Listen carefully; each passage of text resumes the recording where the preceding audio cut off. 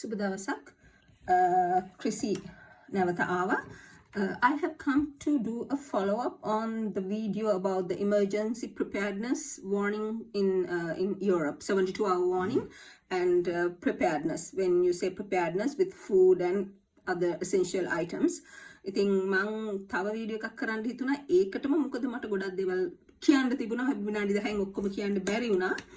ඉතින් මම ඔයගලන්ට කිව්වා වගේ මෙඩිකල් කිට් එකක් ඔය ප්ලාස්ටර්ස් ළමයි පොඩි ළමයි ඉන්න අයගේ හීරෙන ඒවට කැපෙන ඒවට වැටෙන ඒවට සාමාන්‍යයෙන් වගේ බබාට ඉතින් ඇස්මා හැම තියෙනවා නම් ඔයගලා එක පොඩ්ඩක් ප්‍රෙපෙයාර්ඩ් වෙන්න. ડોක්ටර්ස් අපේ මේ මෙඩිකල් මේ කියන්නේ වෛද්‍යතුමාලා දෙන ඒවට අමතරව පුළුවන් නම් ඔය පස්පංගුව එතකොට දැන් මතකට කොවිඩ් කාලේ ඔය කොත්තමල්ලි මේවා ගොඩක් ගණන් ගියා ගණ්ඩක් තිබුණේ නැහනේ.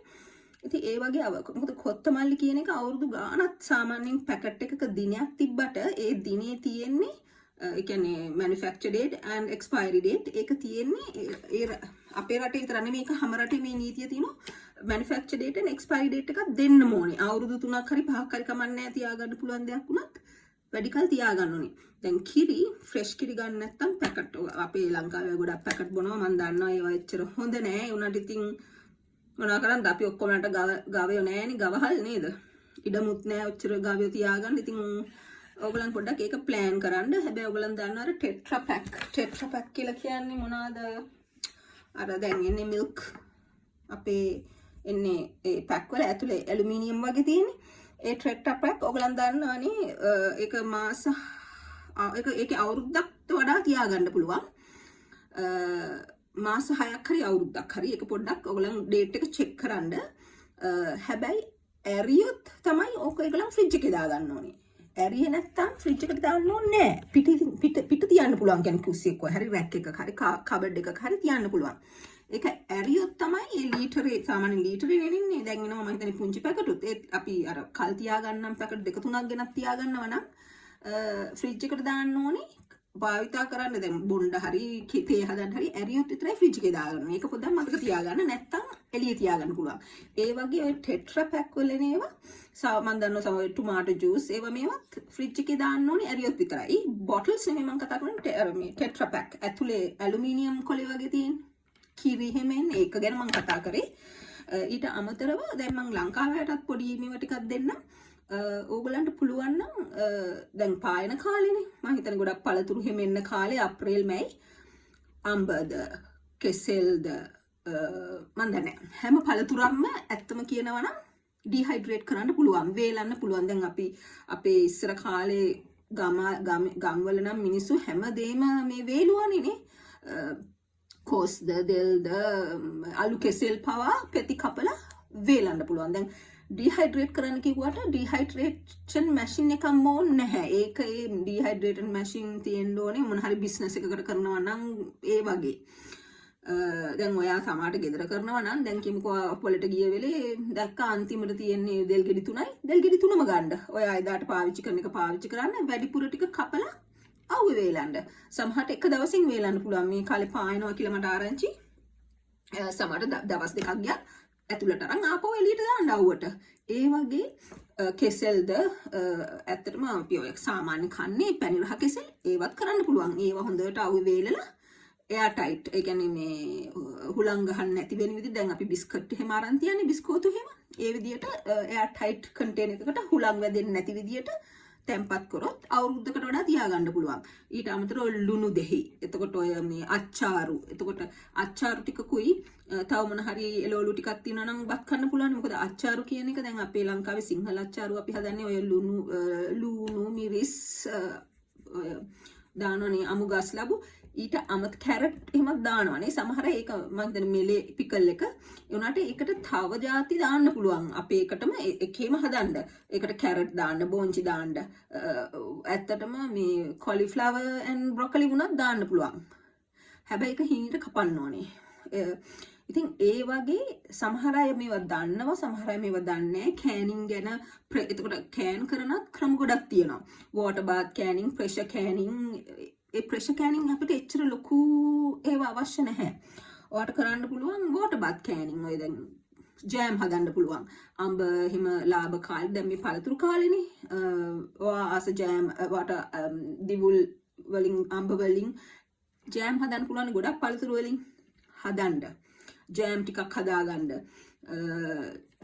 පොඩ්ඩක් ප්ලෑන් කරන්න. හැබැයි සමහර අය දන්නේ නැතුව ඇති මේ ක්‍රම විශේෂයෙන්ම මේ ගමේ ඉන්න අය නෙමෙයි. ගමේ අයට ගොඩාක් ඉඩම් තියෙනවා, ගස් තියෙනවා, වතු තියෙනවා. මම ඒක ගොඩක් වැදගත් නගර බදායට, නගරවල ලොකු සිටිස් වලට ඉන්න අයට වැඩිපුර අරන් වේලල තියාගන්න පුළුවන්. හොඳේ. ඊට අමතරව ඔය ලුණු දෙහි මං කිව්වනේ. ඊට අමතරව දැන් මේ ජර්මනි වල වගේ නම් තියෙනවා අය රෝඩ් කෝල්, වයිස් කෝල් කියලා. ඒකෙන් තනිකර තියෙන්නේ මේ මොනවාද ගෝවා විතරයි. ගෝවා අපි දැන් ඔයගොල්ලන් අපි හදන්නේ අච්චාරු. ඒ වගේ ලුණු වලින් විතරක් හදනවා. ඒක හරි ඒකේ අර ප්‍රෝබයොටික්ස් එහෙම තියෙනද හරිම ගුණයි. කාලා නැති අයට පෙන්වන්න බෑ. පොඩි ළමයින්ට පෙන්වන්න බෑ. ඒ වන්න වැඩි මල් අය දන්නවා. ඒවැ තියෙන වැඩි වටිනාකම. ඒ කියන්නේ මේ රටවල මේ සීතල රටවල වැඩි ඉරවුව නැති හන්දා ඒගොල්ලන්ට ඒක ගොඩාක් වටිනවා. ඒක බලපානවා. ඒක ගොඩක් අය දන්නේ නැහැ. හැබැයි ඒගොල්ලන් අර කාලා පුරුදු වෙලා හන්දා කනවා. හැබැයි ඒ කන්නේ ඒගොල්ලන්ගේ මාස 6-7කට වඩා ඒගොල්ලන්ට ඉරේලිය නැහැ වින්ටර් කාලෙට. ඉතින් ඒගොල්ලන්ට මේ vitamins, minerals, probiotics අවශ්‍යයි. ඒ ඔක්කොම ලැබෙනවා ඒකෙන්. නැත්නම් ඉතින් මේ ලුණු ටිකක් දාලා මේ මොනවාද මේ කැබේජ් කියන්නේ මොනවාද මේ කැබේජ් ටිකක් කන්න අවශ්‍ය නැහැනේ. ඊට අමතරව ඒගොල්ලන් තවත් කන ගොඩ විශේෂයෙන්ම කන දෙයක් තමයි මේ දැන් අපි ලුණු දෙහියම කල් තියාගන්නේ. ඔය මං කිව්වා වගේ ඔය රෝඩ් කෝල්, ඒ කියන්නේ රතු ගෝවා, සුදු ගෝවා, ඒ වගේම මේ කියුකම්බර් මොකද අපි සලාද හදන්නේ කියුකම්බර්. ඒවත් ඒගොල්ලන් ලුණු වලින් හදලා ලුණුයි වතුරයි විනා කිරෙනුත් පුළුවන්. දන්නේ නැත්නම් ඉන්ටර්නෙට් එකේ ගිහින් බලන්න. ඉන්ටර්නෙට් එකේ තියෙනවා දසදහස් ගණන් වීඩියෝස්. හොඳේ. ඊට අමතරව දැන් මම මේ කතා කරන්නේ ලංකාවේ අයට. ගාන අඩු කාලෙට දැන් මේ පායන කාලෙට කරවල වේලපු එහෙම ගාන අඩු ඇති වේලපු දේවල් නැත්නම් ඒවා අරගෙන වේලන්න. අවුව හොඳට තියෙනවානේ. ඊට අමතරව පොඩි පැල ටිකක් පැල කරන්න. අපාර්ට්මන්ට් එකක හිටියත් බැල්කනි හරි කමන්නේ පුංචි පෝච්චි 3-4ක් දාලා මිරිස් පැල 2-3ක්. දැන් කොච්චි හැම පැල කරාම අවුරුද්දක් 2ක් පළදාව දෙනවා. ඊට අමතරව මේ ඔය කරපිංච පැලයක් මොකද කඩවල් වහලා නම් කඩවල් වලට යා ගන්න බැහැ නම් පුංචි කරපිංච පැලයක්, රාම්පේ පැලයක් ගණන් නැහැ. ඔය ලොකු අත්තක ගිහිල්ලා නිකන් ඉල්ලුවත් ඕන තරම් අය දෙනවා. මොකද ඒක එකපාරක් වැව්වම එන ගොඩක් එනවා. මම ගොඩක් වවපු කෙනෙක්. මම හර්බ්ස් එහෙම වවපු කෙනෙක්. මම ඉතින් ඒ ගැන ආහාර කාල තබා ගන්න එකයි පැලවවන එකයි ගැන හොඳට දන්නවා. මට තිබ්බ ගොඩාක් පැල 500ක් විතර එළවලුද පළතුරුද හැම එකම ornamental plants ඔක්කොම තිබුණා. ඉතින් ඒක පොඩ්ඩක් මතක තියාගන්න. නගර බදේ ඉන්න අය තමයි ඉදිරියට ප්‍රශ්න එනවා නම් ප්‍රශ්නේ නෑ. හැබැයි මම නම් හිතන්නේ ඒක ලංකාවට හැම බලපායි කියලා. එකම දේ වෙන්නේ කෑම මිලයි හැම දෙයකම මිල තවත් ඉදිරි දැනටම ගිනි ගණන්නේ. ඒක ඊටත් වඩා ඉහළයි. ඉතින් ඕගොල්ලෝ ඒකට පොඩ්ඩක් ප්ලෑන් කරන්න. මම දන්නවා සමහරට අමාරුයි ලංකාවේ තියෙන ආදායම අනුව ඔයා කරන්න අමාරුයි. ඒත් ඔයා හිතුවනම් හරි මං ගේනවා වේලපු මිරිස් ඇට ටිකක්. මිරිස් ඇට පැකට් ගිහලා රුපියල් 100-200 ගිහලා සල්ලි වලට ගන්න එපා. ඔයා දැන් වේලිච්ච මිරිස් මොන ගෙදරක නැද්ද? ලංකාවේ ගයක් නැහැ වේලිච්ච මිරිස් කරල් ගේන. ඒ වේලිච්ච මිරිස් කරල් වල තියෙනවනේ ඇට. ඒකෙන් එන්නේ අමු මිරිස් වේල් නම් වේලිච්ච මිරිස් ඉදුණා රතුවට අවුව වේලන්න වැඩිපුරට අවුව වේලන්න. ඊට අමතරව ඔයගලන්ට සම්බෝල වලට එහෙම අවශ්‍ය නම් දාන්න කොච්චි හරි රසයි. කොච්චි හරි ලේසි වවන්න. දවසකට සැරයක් වතුර දාන්න ඕනි. බැල්කනි එක වගේ නම් එළිය නම් මම දැන් දවසට මේ මෙච්චර ග්‍රීෂ්ම කාලයට වගේ පිච්චෙනවා නම් දවසට දෙපාරක් දාන්න පුළුවන්. වතුර දාන්න හවසට ගොඩක් වෙලාවට. හවසයි උදේ පාන්දරයි. නැත්තම් අවුවට ඔක්කොම වාෂ්ප වෙලා යනවා. ඉතින් තව මොනවද මං කියන්න ඕනේ? ඊට අමතරව පිටරට යනවා නම් පැන ගන්න පුළුවන් නම් වීසා තිබුණා නැත මම දන්නේ ඒක ඕගලන් බලා ගන්න. මම වීසා ඔෆිස් කෙනෙක් නෙමෙයි. යන්න පුළුවන් නම් යන්න. මොකද සමහරට යුද්ධයක් පටන් අරන් මේ හිර වුණොත් කොල ගන්න ලේසි. ඔය නෑ බෑ කියන අය ඔය ඉතාලියේ උඩ පයින් අය ඒගොල්ලන් උඩ පයින් පුතෙන් ඕගලන්ට යන්න පුළුවන් නම් යන්න. කවුරුත් කියන දේ අහන්න එපා. හැබැයි කවුරු හරි උදව් කරන්න අල්ලගෙන යන්න. අතේ සල්ලි තියන් යන්න. ජොබ් එකක් අතට ආව නම් ඒක එහෙනම් කිසි ප්‍රශ්නයක් නැහැ. එහෙනම් සුබ පැතුම්. goodbye.